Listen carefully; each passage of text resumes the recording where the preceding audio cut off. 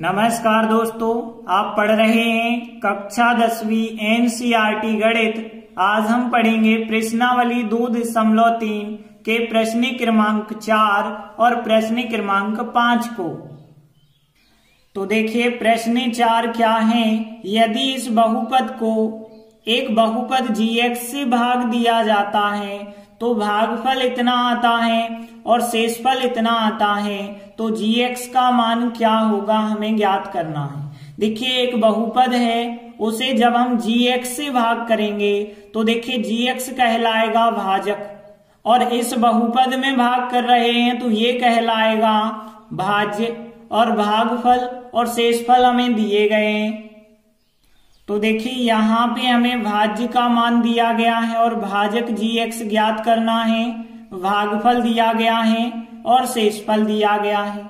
तो देखिए अब हम क्या करेंगे, gx ज्ञात करना है तो इसके लिए कोई ऐसा फार्मूला लगाएंगे जो कि भाज्य, भाजक, भागफल, शेषफल इन चारों का उपयोग होता हो जिस फार्मूले में। तो हमें पता है कि भाज्य बराबर भाजक गुणित भागफल धन शेषफल एक विभाजन सूत्र होता है।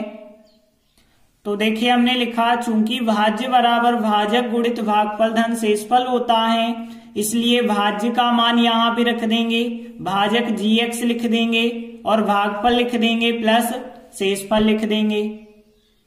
तो देखिए इस प्रकार से भाज्य, भाजक, भागफल, शेषफल सबके मान रखे। अब देखिए हमें gx ज्ञात करना है तो इसका पक्षांतर और इसका सबका हमें पक्षांतर करना होगा। तो x घन माइनस 3x वर्ग प्लस x प्लस 2 तो जाकेता रहेगा। ये वाली जो संख्या है इस तरफ आएगी। तो देखिए यहाँ पे ये संख्या जो है धन की थी, लेकिन पक्षांतर करेंगे तो उनके चिन्ह बदल जाएंगे। तो यहाँ जो माइनस का 2x है प्लस का 2x बन जाएगा और 4 यहाँ माइनस के बन जाएंगे। बराबर में बचा होगा gx गुणित x माइनस 2 बचा होगा।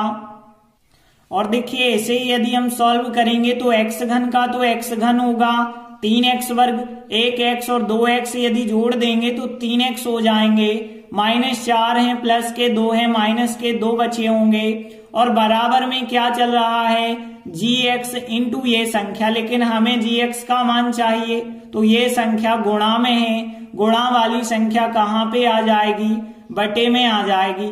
तो देखिए gx बराबर क्या आ गया, ये संख्या बटे ये संख्या, मतलब gx यदि हमें ज्ञात करना है तो उसके लिए हमें इस वाले बहुपद में x माइनस 2 से भाग देना पड़ेगा। तो देखिए हमने लिखा gx का यदि हमें मान ज्ञात करना है तो इस बहुपद में x माइनस 2 से भाग देना होगा। तो देखिए भाग देते हैं फिर, तो यहाँ पे हम x माइनस 2 से भाग दे रहे हैं तो x माइनस 2 बाहर, और जिस बहुपद में देते हैं उसे अंदर लिखते हैं। तो देखिए भाग देने के लिए हमें पहला पद और पहला पद लेना पड़ेगा, x घन बटे x लिखेंगे। तो देखिए रफ में जब आप x घन बटे x लिखेंगे तो यहाँ 3 की और यहाँ 1 की घात, और भाग में घातें घट जाती हैं तो 2 की घात आ जाएगी। तो देखिए यहाँ x वर्ग आ गया और x वर्ग का गुणा इन दोनों संख्याओं से करेंगे, x वर्ग का x से करेंगे तो 3 की घात, क्योंकि 2 और 1 3 की गुणा में जुड़ जाती हैं। 2 का गुणा x वर्ग से करेंगे तो 2x वर्ग आएगा, प्लस माइनस का माइनस हो जाएगा। अब इसके बाद हमें घटाना है तो ऋण का धन हो जाएगा और धन का ऋण हो जाएगा। यहाँ पे ये संख्या धन की और ये ऋण की तो कट जाएगी। यहाँ ऋण के 3x वर्ग, धन का 2x वर्ग है तो ऋण का 1x वर्ग बच जाएगा। बाकी यहाँ पे जो 3x हैं और 2 हैं इनको हम उतार लेते हैं। इसके बाद हम फिर भाग देंगे तो पहला पद फिर देखना। अब यहाँ पे x वर्ग बटे x है और ये माइनस का है, ये प्लस का माना जाएगा। 2 की घात बटे 1 की घात, मतलब x पे 1 की घात आ जाएगी, माइनस प्लस का माइनस x आएगा यहाँ। अब हम माइनस x का गुणा इन दोनों संख्याओं से करेंगे, माइनस x का प्लस x से करेंगे तो माइनस का x वर्ग हो जाएगा, और फिर माइनस x का 2 के साथ करेंगे तो माइनस माइनस प्लस के 2x यहाँ पे हो जाएंगे। इसके बाद हमें घटाना है, तो घटाने के लिए चिन्ह बदलना पड़ेगा। तो धन के ऋण कर देना, ऋण का धन कर देना। माइनस और प्लस की संख्या समान है, कट जाएगी। प्लस के 3x, माइनस के 2x, प्लस का 1x बच जाएगा और माइनस के 2 और उतार लिए हैं।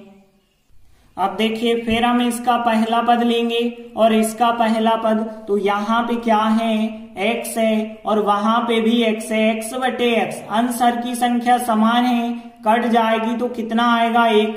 यहाँ प्लस है, यहाँ प्लस है, तो प्लस और प्लस, प्लस का 1 आएगा।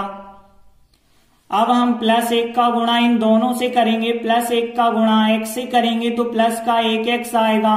1 लिखा नहीं जाता है, 1 का गुणा माइनस 2 के साथ करेंगे, माइनस 2 आएगा। इसके बाद हम घटाएंगे, तो घटाने में आपको चिन्ह बदलना है, ऋण का धन करना है, धन का ऋण करना है।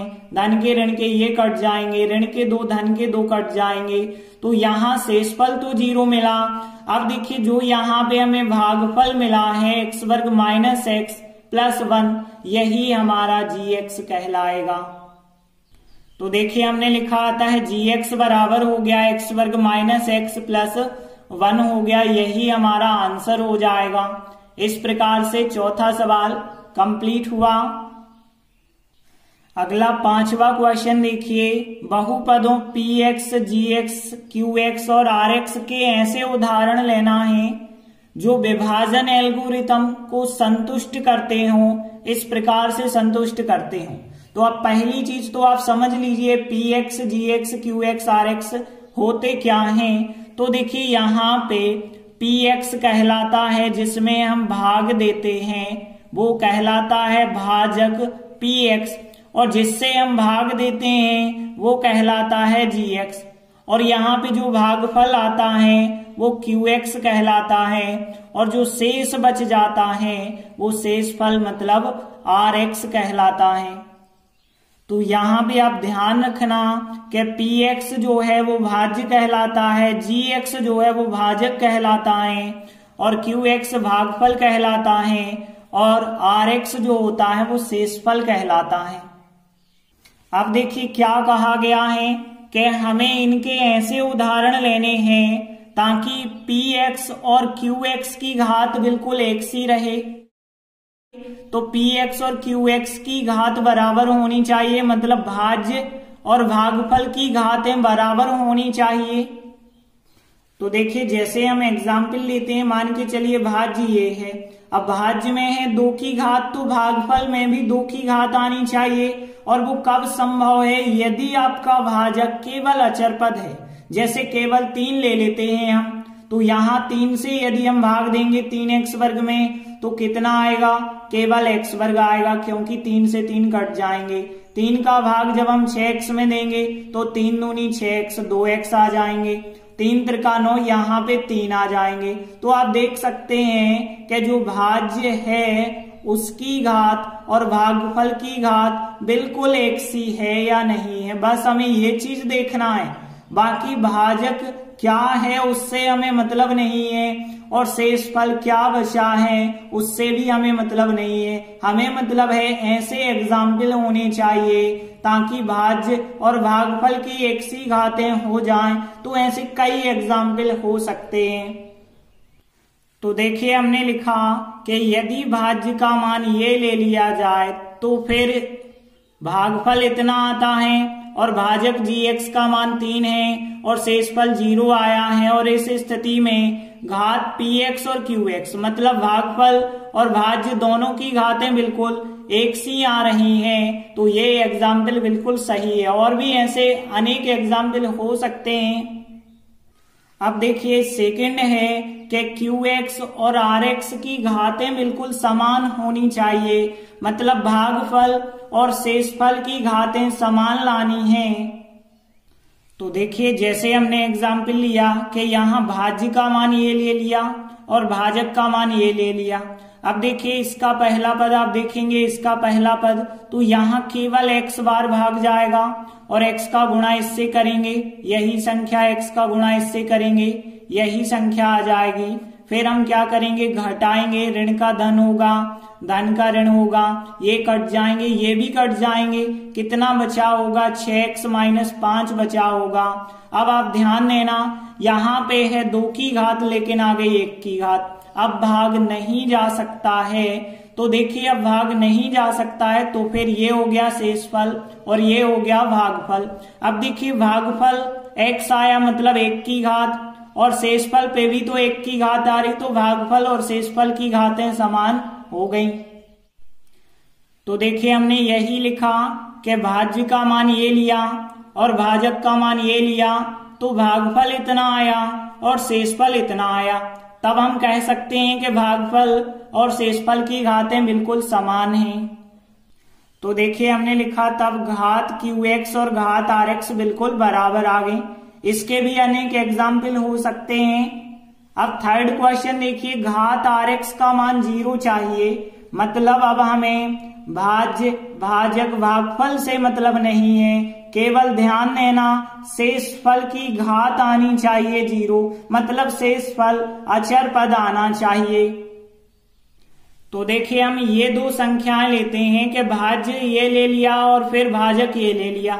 2x का भाग 2x वर्ग में करेंगे, x बार जाएगा, x का गुणा इससे करेंगे 2x वर्ग हो जाएगा, x का 3 से करेंगे 3x होगा, फिर घटाएंगे तो चिन्ह बदलना होगा, ऋण का धन कर देना, धन का ऋण, ये कट गए, ये भी कट गए, तो यहाँ 4 जो बचा है। अब देखिए 2x है, यहाँ 4 है, यहाँ 1 की घात है, लेकिन यहाँ पे 0 की घात आ गई, मतलब अब भाग नहीं जा सकता है, तो ये शेषफल हो जाएगा, ये भागफल हो जाएगा, ये भाजक और ये भाज्य। और देखिए यहाँ पे अचर पद जो है वो 0 की घात कहलाती है, हमें 0 की घात ही चाहिए थी। इस प्रकार से हम ये एग्जाम्पल बता सकते हैं। तो देखिए यही बात हमने लिखी कि भाज्य का मान ये लिया और भाजक का मान ये लिया, तो भागफल x आया और शेषफल 4 आ गया है। अब इस स्थिति में हम कह सकते हैं कि जो शेषफल RX है उस RX की घात 0 मानी जाएगी, क्योंकि अचर पद अकेला आता है तो वहां तो x है ही नहीं, तो x की घात तो 0 मानी जाएगी। तो देखिए हमने लिखा तब घात जो RX है शेषफल की वो 0 होगी, क्योंकि अचर पद मतलब x की घात 0 मानी जाती है। तो इस प्रकार से प्रश्न 5 कंप्लीट हुआ। यहाँ पे जो प्रश्न हैं इसके अनेक आंसर हो सकते हैं, तो यहाँ कोई भी आप आंसर बना सकते हैं। तो इसी के साथ हमारी प्रश्नावली यहीं समाप्त होती है। धन्यवाद।